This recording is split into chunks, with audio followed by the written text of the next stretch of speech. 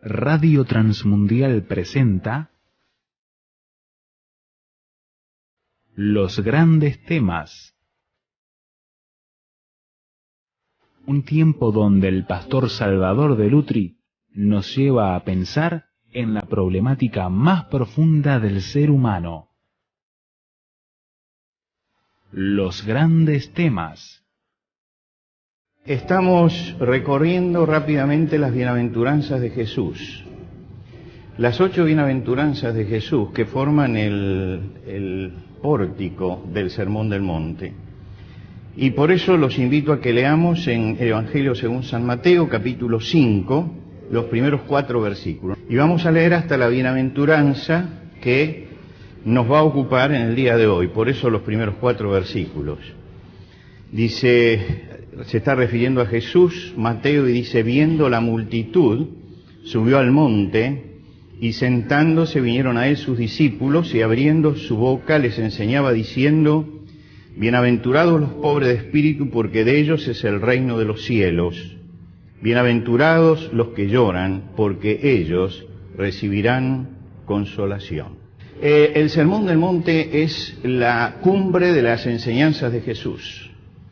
Es el documento central de la ética cristiana y es un tratado realmente de conducta como pocos, porque sale justamente de la boca del Señor de señores. Se cuenta que Lord Irwin, que era el virrey de la India, cuando Gandhi comienza su movimiento liberador, un día lo llamó a Gandhi y le dijo: ¿cómo cree que puede resolverse el problema entre la India y Gran Bretaña?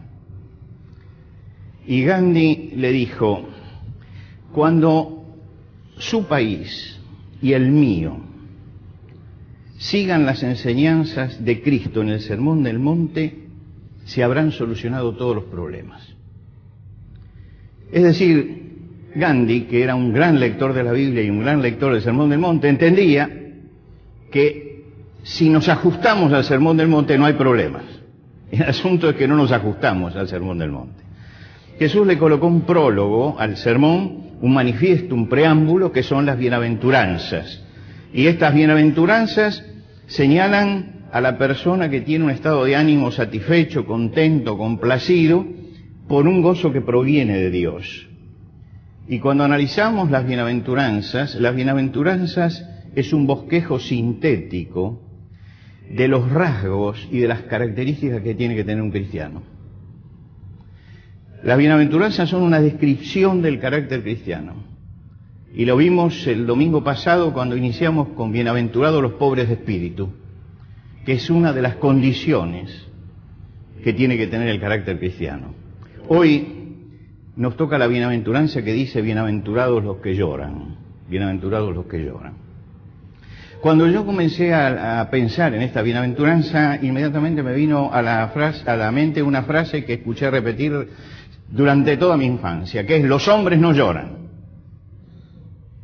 ¿Quién no ha escuchado o no ha repetido esto? Y tiene un corolario: y las mujeres lloran por cualquier cosa. ¿No es cierto? Bueno, llorar, nos decían, es cosa de mujeres. Demuestran debilidad, es una falta de templanza, y yo creo que esta enseñanza es una forma perversa de machismo, porque muchas veces necesitamos descargar, y es incomprensible el llanto, es incomprensible para la ciencia el llanto, es incomprensible para la psicología el llanto. Si usted analiza, hay como 10 explicaciones diferentes de por qué lloramos, pero ninguno dice esta es la razón. Que el llanto fue puesto en nosotros como una manifestación de nuestra sensibilidad. Algunos quieren trasladar esto a la fe cristiana y quieren que el machismo ese de los hombres no lloran se transforme en los cristianos no lloran. Y entonces dice: bueno, si usted tiene fe, ¿cómo va a llorar a sus muertos? ¿No? Usted tiene fe y tiene confianza, entonces pare con esto. En la iglesia primitiva, cuando mataron al primero de los cristianos, el primer mártir de la historia, Esteban, se dice que los hombres piadosos llevaron a enterrar a Esteban e hicieron gran llanto sobre él. Los cristianos lloraban, y los cristianos lloran. Y lloran aunque tengamos confianza y aunque tengamos fe. Esos que enterraron a Esteban tenían confianza y tenían fe en Dios. Tenían confianza y tenían esperanza en el Señor Jesucristo. Pero no obstante, la despedida y la muerte despierta llanto. Lo lógico, lo ilógico sería que no lloremos frente a esto. Cuando el apóstol Pablo se despidió por última vez de los ancianos de la iglesia de Éfeso, y él sabía que no iba a volver más, y se los dice, es la última vez que nos vemos, dice que entonces hubo un gran llanto de todos, y se echaban al cuello de Pablo y lo besaban. Quiere decir que la iglesia primitiva no tenía ningún problema en llorar, y lloraba cuando tenía que llorar. Y no era una falta de fe ni de confianza, era la sensibilidad puesta en la superficie, en lo corporal. Frente a la tumba de Lázaro, Jesús lloró. Frente a la ciudad de Jerusalén, Jesús lloró. Lloró. El llanto era patrimonio de Jesús. Es una manifestación emocional que evidencia justamente que somos sensibles. Jesús llora frente a la tumba de un amigo y lo va a resucitar, y sin embargo llora. Y llora por lo tremenda que es la condición humana, porque la muerte está siempre presente. Él llora por todos nosotros. Él sabe perfectamente que en un momento más Lázaro va a salir de la tumba y todo será alegría. Pero sabe también Jesús que esto durará ¿cuánto? 10 años, 15 años, 20 años y volverán a llorar a Lázaro. Porque la muerte es la condición en el hombre. Llora sobre la ciudad de Jerusalén, una ciudad que no ve su propia corrupción, que no ve las oportunidades espirituales y que camina hacia el abismo, y Jesús llora. Claro que ninguno quiere llorar, claro que todos preferimos la risa y tratamos de eludir los temas que tienen que ver con el llanto. Pero tenemos que tener cuidado, porque cuando nos negamos a ver aquellas cosas que nos tocan profundamente y que hieren nuestra sensibilidad como para llevarnos al llanto, nos vamos endureciendo y perdemos sensibilidad. No queremos llorar. Jesús dice acá, bienaventurados los que lloran, los que lloran. No se refiere específicamente Jesús y únicamente y exclusivamente a las lágrimas. Hay muchas formas también de llorar. Es una actitud espiritual que puede expresarse con lágrimas o puede no expresarse con lágrimas, pero muchas veces el corazón está llorando, el corazón llora. Y cuando Jesús dice, bienaventurados los que lloran, nos está llamando a no perder la sensibilidad, a no ser insensibles, a no eludir la realidad. El profeta Ezequiel tiene una historia muy interesante. Ustedes saben que el profeta Ezequiel es un profeta apocalíptico, entonces todas son visiones apocalípticas de la destrucción de Jerusalén. Y la literatura apocalíptica tiene una forma de interpretación especial, que hay que analizarla muy bien y conocerla muy bien para interpretarla correctamente. Lo digo porque algunos se agarran de Ezequiel para hablar de platos voladores y todo lo demás. Es una barbaridad eso, porque es una literatura que debe ser interpretada dentro del contexto de lo que se llama literatura apocalíptica. Para hablar de la destrucción de Jerusalén, dice que Dios, para castigar a la ciudad, llama a 6 verdugos. Y estos 6 verdugos con sus instrumentos vienen para destruir la ciudad y avanzan sobre la ciudad. Ahora, en medio de esos 6 verdugos, dice, hay uno que camina entre ellos, que tiene una vestidura de lino suntuosa y no lleva ningún instrumento de tortura, sino que lleva un tintero. El tintero, colgado en el cinto, era el instrumento del escriba. El escriba llevaba siempre un tintero colgado en su cinturón. Así que cuando llegan y entra esta gente, hay uno en el medio que lleva un tintero y entonces se paran frente al altar de Dios, porque van a empezar a destruir la ciudad. Y entonces Dios llama al del tintero y le dice, tienes que trazarle la letra Tau. La letra Tau es la última letra del alfabeto hebreo. Sobre la frente, a todos los que gimen y claman a causa de las abominaciones de esta ciudad. Los tenés que marcar a todos. Y le dice a los demás, todos van a ser destruidos, menos estos que están marcados. Porque ellos son los que tuvieron sensibilidad. Ellos son los que vieron la maldad. Ellos son los que no fueron indiferentes. Estos no cambiaron nada. No cambiaron nada. La ciudad iba a ser destruida igual. El mal siguió creciendo. Pero Dios estaba mirando a estos que realmente habían llorado por esa ciudad, habían gemido interiormente, y dijo, estos tienen que ser librados. Porque estos son sensibles todavía al mal. Todos los demás se han insensibilizado. En la palabra de Dios se habla del cristiano como una persona que tiene que gozarse insistentemente en el Señor. Y nos gozamos porque hay cosas preciosas y buenas en la vida cristiana. El solo hecho de tener al Señor en nuestra vida, de poder orar todos los días, el hecho de tener comunión con los hermanos, esto ya es parte de la bendición de Dios. No obstante, no podemos ignorar, porque si no nuestra fe se transforma en una alienación de la realidad, no podemos ignorar que hay muchas cosas por las cual llorar en esta sociedad también. Que hay hambre, que hay miseria, que hay corrupción, que hay mentira, que hay muerte, que hay esclavitud. Y eso existe. Y de ninguna manera, tenemos que pararnos frente a la realidad de espaldas. Tenemos que saber gozarnos en el Señor y tenemos que saber llorar por aquellas cosas que se deben llorar. La realidad esta está cerca nuestro, no está lejos, no está lejos.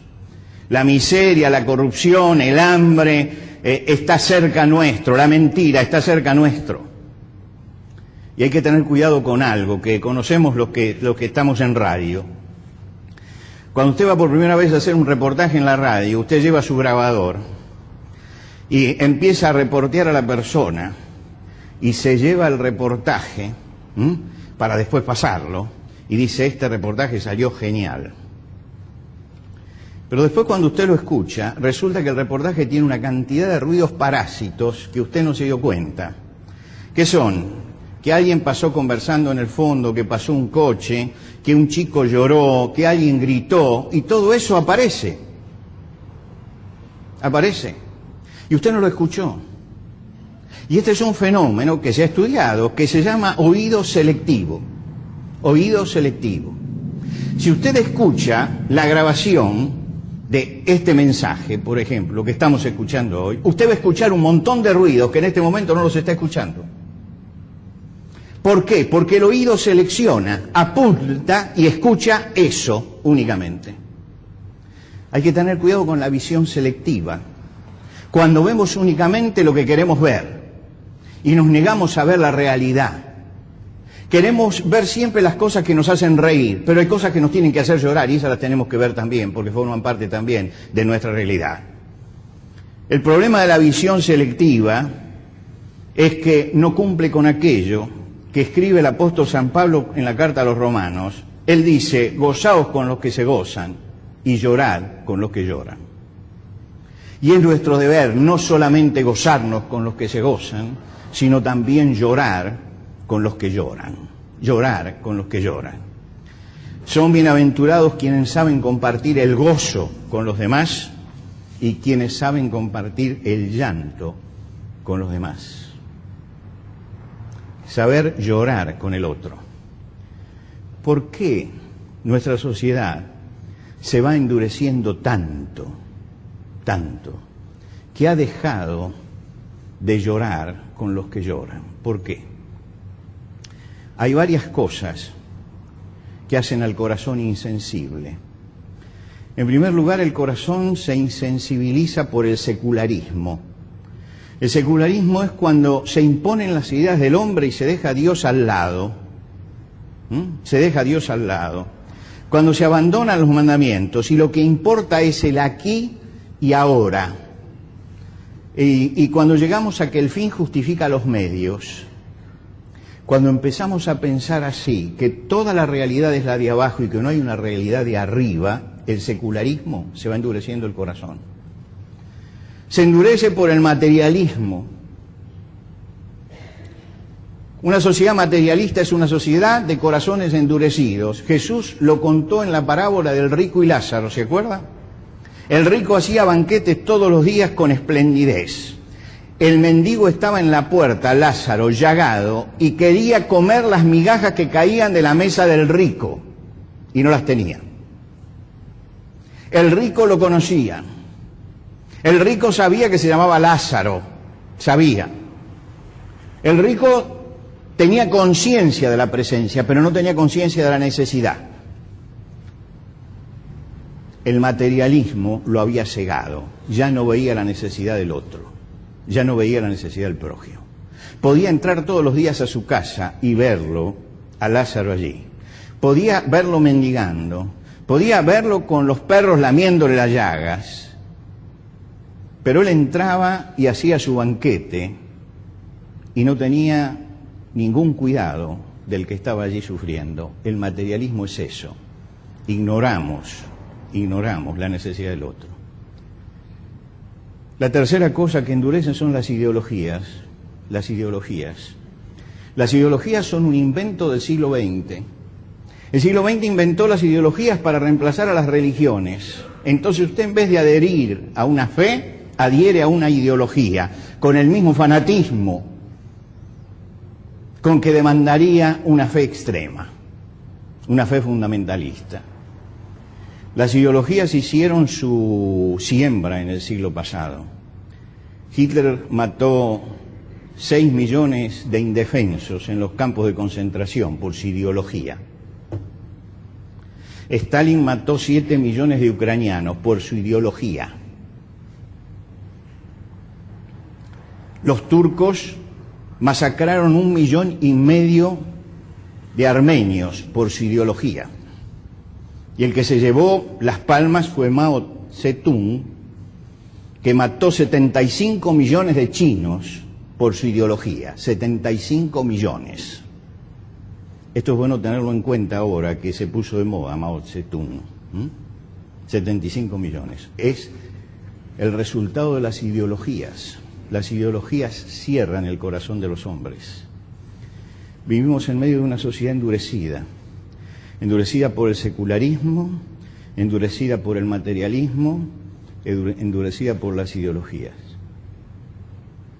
Nos estamos transformando en una sociedad insensible, todos enfrascados como bestias en una pelea política donde no interesa nada la verdad ni la justicia, donde no se toma conciencia de que se ha hecho presente la muerte en la peor de sus formas. Y tenemos que llorar todos por los que lloran, por los que están llorando, porque ese es nuestro deber, llorar por los que lloran. Estamos perdiendo sensibilidad,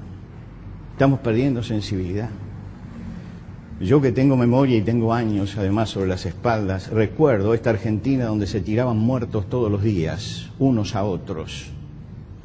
Y cómo ya habíamos perdido la sensibilidad, porque eran tantos los muertos que ya nadie lloraba nada. Dice el Señor, bienaventurados los que lloran, los que ven el problema, porque ellos recibirán consolación. Bienaventurados los que lloran. Nos llama a no perder sensibilidad, a mantener la frescura de la fe. Jesús lloró junto a Marta y María por el hermano muerto. Se acercó hasta allí y lloró con ellos. Jesús se acercó a Bartimeo y lloró interiormente con él su necesidad. Se acercó a María Magdalena, que estaba llorando, y le acercó la consolación. El pecado es una fuente de endurecimiento del corazón. El mal es una fuente de endurecimiento del corazón.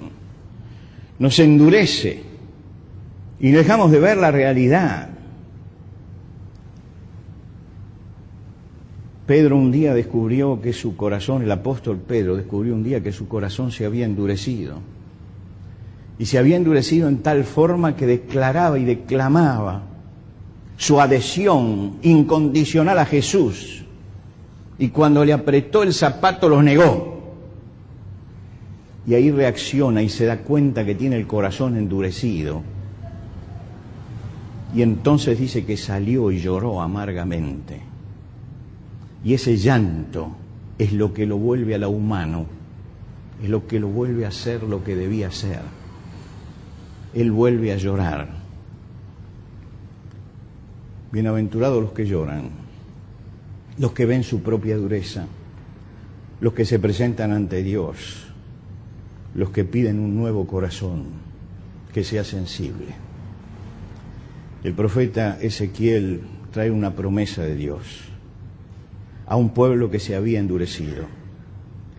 Y él les dice que si ellos se arrepienten, si se dan cuenta de su dureza, yo le voy a dar un corazón nuevo y pondré un espíritu nuevo dentro de ellos y quitaré el corazón de piedra y lo transformaré en un corazón de carne. Y necesitamos tener corazón de carne, no de piedra. De carne. Jesucristo vino para cambiar nuestro corazón, para que no tengamos un corazón de piedra, para que los cristianos tengan un corazón de carne. Y cuando uno siente que el corazón se va transformando en insensible, que ya no nos conmueve el mal, que ya no nos conmueve la corrupción, que ya no nos conmueve el hambre y la miseria, entonces tenemos que acercarnos a Dios y decirle: Señor, se está endureciendo mi corazón. Dame el corazón de carne, porque no quiero tener un corazón de piedra. Porque un cristiano siempre tiene que saber gozarse con los que se gozan y llorar con los que lloran. Dame un nuevo corazón. Y lo que necesitamos es eso. Pedirle a Dios un nuevo corazón con sensibilidad, para que esta bienaventuranza, bienaventurados los que lloran, nos alcance a nosotros. Y cuando el cristiano llora frente a la realidad, cuando llora frente a lo que está pasando, es cuando recibe la consolación de Dios, es cuando Dios realmente nos consuela. No se puede consolar al endurecido, no se puede consolar.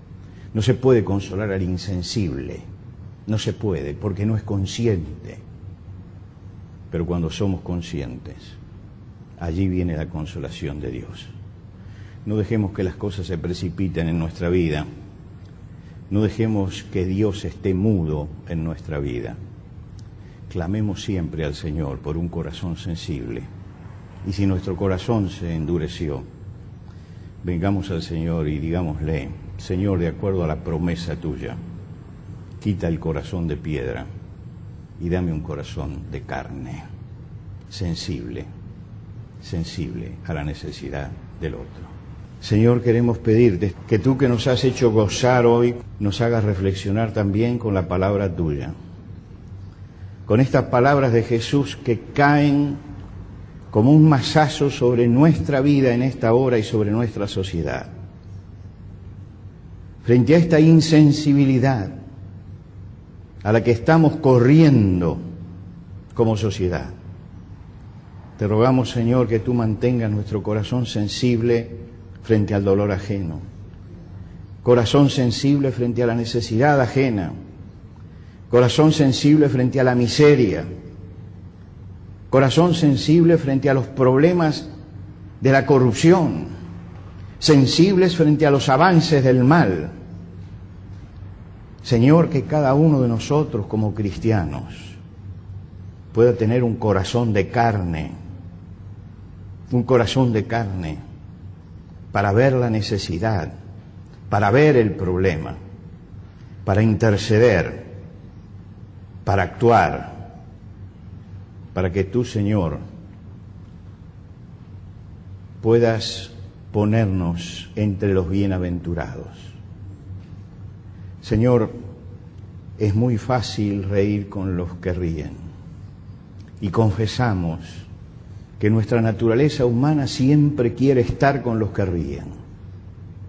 Enséñanos, Señor, a girar la cabeza también hacia los que sufren, hacia los que lloran.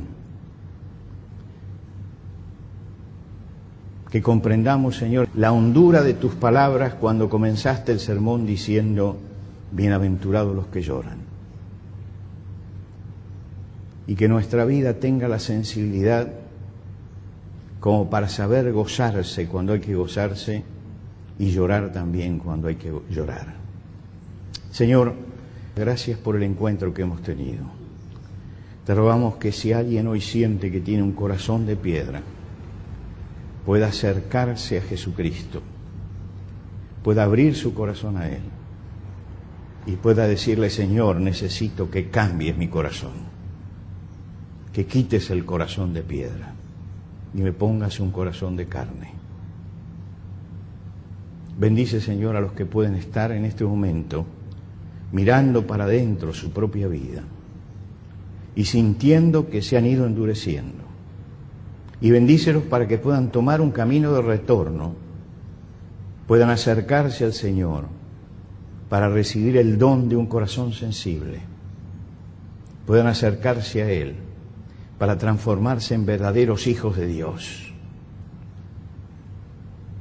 Te damos las gracias por la bendición que hemos tenido en este día, te damos las gracias por este encuentro y ahora te rogamos que tú nos despidas con tu paz y que esta semana que comenzamos en tu presencia podamos culminarla también en la presencia tuya, podamos vivirla tomados de las manos tuyas y mostrando, Señor, que Jesucristo está realmente en nuestra vida. Señor, al salir de este lugar, que cada uno sienta la responsabilidad donde está de ser un testigo de Jesucristo. Te pedimos tu bendición sobre cada uno de nosotros y tu bendición sobre los hermanos que están en este momento gozando del descanso, y tu bendición para cada uno de los días de esta semana. Recibe, Señor, nuestro agradecimiento y recibe también nuestra adoración. En el nombre de Cristo Jesús. Amén. Amén.